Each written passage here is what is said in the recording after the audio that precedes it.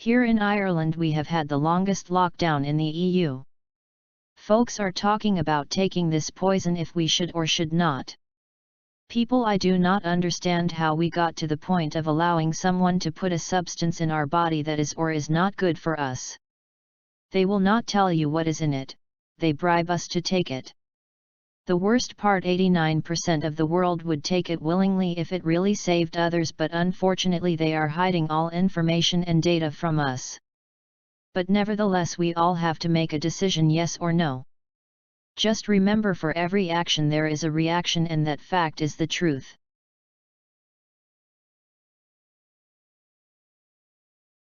But today I want to talk about a more important issue that Ireland has been dealing with. Many other countries too. A true pandemic that has no age, no sex, no ethnicity, no religion, and is outspoken or hidden, rich or poor. With many variants that can lead to death. This is bigger than what Fauci says, or NATO, or any other entity of falsehoods spoken from government. No one is talking about it. It's a taboo subject, and it hits 8 out of 10 families in every country in the world. It is put in a back room of every politician, every institution. The one silent thing that is the elephant in the room. This thing is called depression. No one speaks on it, hardly ever.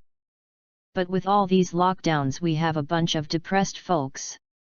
During these lockdowns here in Ireland they told folks, if it is not an emergency, do not come to the hospital cause of this sickness that has replaced every flu and pneumonia deaths last year. So many people did not receive treatment or had to struggle with it. Thank God for outlets like YouTube and folks with video shows. Guys, you're making a difference, even those little channels. You're saving people in your own way. Keyboard heroes.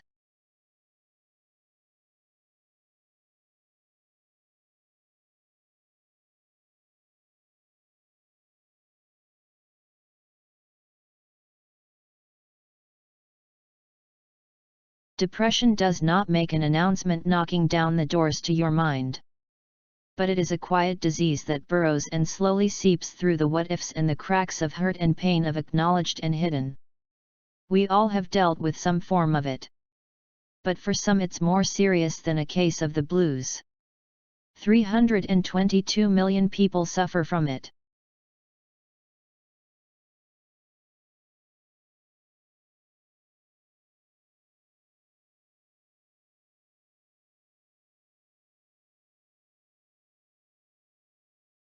It is a persistent sadness and a loss of interest in activities that people normally enjoy, accompanied by an inability to carry out daily activities for 2 weeks or more. Lack of energy, shifts in appetite or sleep patterns, substance abuse, anxiety, feelings of worthlessness and thoughts of self-harm or suicide are also common, and can wreak havoc on entire families. The drop in productivity, and other medical conditions often linked to depression, also takes a financial toll, with the global cost estimated at $1 trillion annually, the WHO said.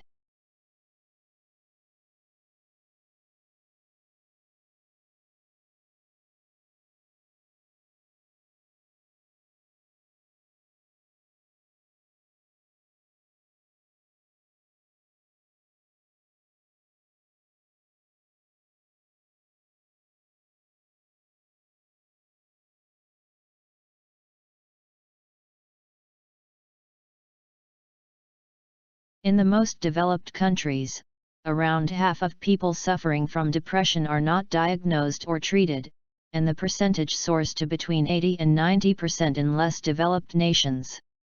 About 800,000 people commit suicide worldwide every year, amounting to 1 suicide every 4 seconds. That is 1 suicide too many. With the lockdowns we know it is higher than that. Treatment can be difficult to access, while a fear of stigma also prevents many people from seeking the help required to live healthy and productive lives, the agency said. We do not know how many died during lockdowns cause they will not release it. I have several websites for you to read in the description about the numbers. The reason I know how depression feels like. I suffer from it. If it were not for the network of people in my life and the strength from God, I do not have those thoughts. But what about those who do not know God?